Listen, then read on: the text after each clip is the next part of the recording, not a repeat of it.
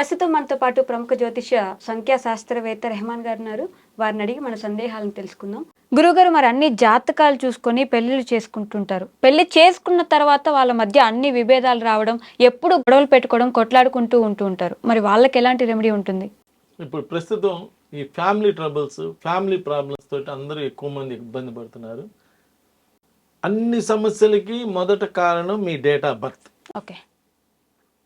Second మీ name, third మీ marriage date. Okay. ఈ మూడు జాగ్రత్తగా చూసుకొని జాగ్రత్తగా చేసుకోగలిగితే ప్రాబ్లమ్స్ తగ్గుతాయి.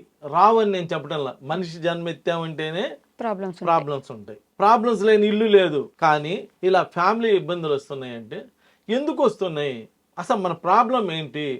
అక్కడ అబ్బాయి మంచోడే 30 ఏళ్ల పాటు చదువుకొని మంచి ఉద్యోగం చేస్తున్నాడంటే, మంచి అబ్బాయి అయితేనే రౌడీ అయితే ఇవ్వరుగా ఉద్యోగం, సర్టిఫికేట్ క్లియర్గా యూనివర్సిటీ వాళ్ళు ఇస్తారా? ఇవ్వరు. మరి అమ్మాయి కూడా చదువుకొని ఉద్యోగం చేస్తా అంతా చేస్తుందంటే అమ్మాయి కూడా మంచిదనేగా. అంటే 30 ఏళ్ల దాకా మంచిదైన అబ్బాయి అమ్మాయి పెళ్లి కాగానే చెడ్డోళ్ళు అయిపోరుగా. మరి వీళ్ళందరూ వచ్చి ఏం చెబుతారు, మా మల్లుడు మంచోడు కాదండి అంటారు, వీళ్ళు మా కోళ్ళ మంచిది కాదని చెబుతారు. అది జనరల్, అది హ్యూమన్ సైకాలజీ అలా చెప్తుంటారు. కానీ అసలు ప్రాబ్లం ఎక్కడుందో కనుక్కుందాం. ఎందుకంటే మీరు ఎన్నో సంబంధాలు తిరిగి కావాలని మీ అబ్బాయికి పెళ్లి చేశారు అంటే బాగుండాలనేగా. మీరు ఎంతో తిరిగి మీ అమ్మాయికి పెళ్లి చేశారు అంటే మీ అమ్మాయి కాపురం కూడా బాగుండాలనేగా చేసింది. విడిపోదామని చేయరుగా. అదేదో సినిమాల్లో లాగా అదేదో పెళ్ళైతే ఆస్తులు వచ్చిద్దని చెప్పి విడిపోవటం అలాంటివి ఏం కాదుగా. అదేదో సినిమాల్లో ఊరినే చూపించడం లాంటిది కాదుగా. ఈ జీవితాలు కదా. సో ఇద్దరికి భార్యాభర్తలు బాగుండి మన పిల్లలు బాగుండాలనే ఉండిద్ది ఇద్దరు రెండు పక్షాలు వాళ్ళకి. కానీ పరిస్థితుల వలన అలా డిస్టర్బెన్సెస్ వస్తున్నాయి. ఇక్కడ పేరులో 18వ నంబర్ ఉంటే, పేరులో 18వ నంబర్ కానీ అలానే 36 డేటు మంత్ ఇయర్ కలిపితే 36 వస్తుందమ్మా. ఓకే. లేదా పేరును కౌంట్ చేస్తే 36 వస్తుంది. 3, 6 రివర్స్ నంబర్.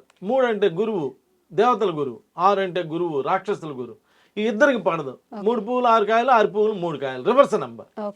వాళ్ళంతా ఎంతో మంచోళ్ళు కానీ డిస్టర్బ్ అవుతూ ఉంటారు. ఇంటికి వచ్చేటప్పుడు డిస్టర్బ్ అవుతుంటారు. అంతా జరుగుతూ ఉంటుంది. ఇలా జరుగుతూ ఉంది. ఇక్కడ నేను అనేది ఏంటంటే, ఫస్ట్ అసలు మీ ఇంట్లో ప్రాబ్లమ్స్ ఉన్నప్పుడు మీకు నమ్మకున్న ఆస్ట్రోన్యూమరాలజిస్ట్ కలిసి అసలు డేట్ ఆఫ్ బర్త్లో ఏమైనా ఇబ్బంది ఉందా, పేరులో ఏమైనా ఇబ్బంది ఉందా, వివాహస్థానంలో ఏమైనా ఇబ్బంది ఉందా చూసుకొని జాగ్రత్తగా ఆ స్థానాల్లో దానికి తగ్గ రెమెడీస్ చేసుకుంటే నెక్స్ట్ అనిపించిద్ది అంటే, అంత గొడవ పడినా కానీ మళ్ళీ కలిసి ఉండాల్సిన వాళ్ళగా గొడవ ఎందుకు పడదాంలే అనిపించిద్ది అంటే రెమెడీ చేస్తే. అంతకుముందు ఏమనిపించింది అంటే, రాని ఆఫీస్ నుంచి రాని చూసుకుందాం అనిపించేదల్లా. కానీలే ఎంతసేపు గొడవ పడినా కానీ మళ్ళీ అనవసరం బీపీ షుగర్ తెచ్చుకోవటం ఎందుకులే అలా అనిపించాలంట ప్రతి మనిషికి. అలా అనిపిస్తేనే రిజల్ట్స్ వస్తాయి, అంతేగాని ఊరినే ఇచ్చేయటం కాదు. నా దగ్గర అడ్వాంటేజ్ ఏంటంటే, మీకు నేను బెస్ట్ ఆస్ట్రోన్యూమరాలజిస్ట్ అవునో కాదో కానీ నేను బెస్ట్ కౌన్సిలర్. మీకు ఇప్పుడు అర్థమైపోయి ఉంటుంది, టీవీ చూసేటప్పుడే మీకు అర్థమైపోయి ఉంటుంది. బెస్ట్ అంటే బెస్ట్ కౌన్సిలర్ నేను అంతకుముందు కంప్యూటర్ మాస్టర్ని. కొన్ని వేల మంది స్టూడెంట్స్ని చూసా. అంటే సైకలాజికల్గా నాకు అందరూ చాలా మంది తెలుసు. ఎవరితో ఎలా మాట్లాడాలి, ఎవరితో ఎలా చేయాలి ఏంటి అనేటువంటిది, వాళ్ళకి ఏ విధంగా కౌన్సిలింగ్ ఇస్తే బాగుంటుంది ఏంటి అనే విధంగా చేస్తా. దానికోసం అని చెప్పి ఇప్పుడు సపోజ్ నేను ఒకరిని చూడాలంటే ఒక అరగంట పడుతుంది అనుకో. కౌన్సిలింగ్ చేసేటప్పుడు 5-6 గంటలు పట్టినా కానీ నేను టైం చూసుకోను. ఒక జీవితాన్ని నిలబెట్టడానికే ప్రయత్నం చేస్తా. అక్కడ మన టైం పోయినా ఒక జీవితం నిలబడుతుంది కదా, అది 100 years లైఫ్ కదా. ఒక సొసైటీకి ఒక మంచి కపుల్ని ఇవ్వాలనేది నా ఉద్దేశం. కాబట్టి వాళ్ళకి వచ్చినప్పుడు ఫస్ట్ వాళ్ళ యొక్క మ్యారేజ్ డేట్ ఎలా ఉంది, మ్యారేజ్ డేట్ కనుక డిస్టర్బ్డ్ డేట్ కనుక అంటే వాళ్ళ డేట్ ఆఫ్ బర్త్ ఒకటి ఉండి వాళ్ళ మ్యారేజ్ డేట్ రివర్స్లో కనుక ఉంటే అది ఎంత గొప్ప ముహూర్తం అయినా అవన్నీ చూసే పెడతారు కదా గురువుగారు. మరి అంటే వాళ్ళకి డేట్లు తెలియదు పాపం. వాళ్ళకేం తెలుసు, ముహూర్తాలు తెలుసు.